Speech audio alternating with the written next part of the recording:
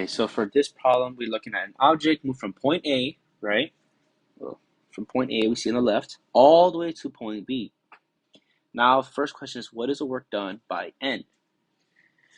Now we can see that we're looking at the normal force, right? And the normal force will be equal to 0 and is always perpendicular to displacement. So it's 0 here because normal force here cannot make a change in the kinetic energy. There's no real change in the kinetic energy from point A and point B. So we know that the normal force will be 0. Okay?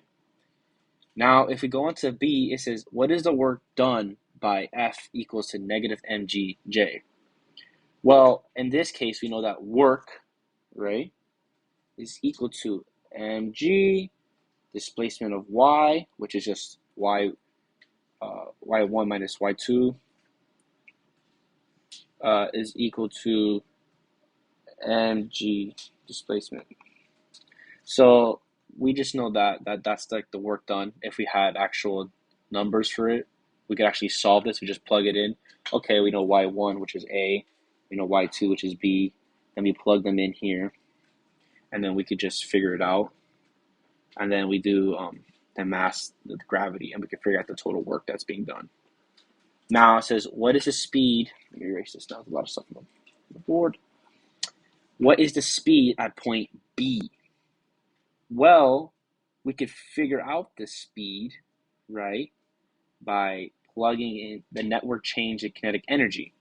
So we just redo the same equation we've been doing for a while now, which is 1/2 mvf minus 1/2 mv initial, which is just going to give us the network, which is m1d like this. Let me write this out better.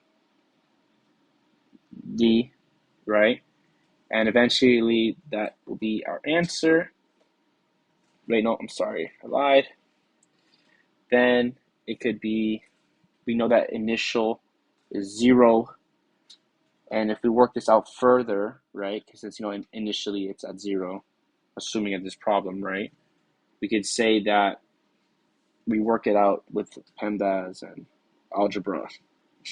We work it out to velocity final is equal to 2g displacement of y. And if we had these actual values for y and for g, we could actually solve for what is the speed at point B. Okay, so perfect.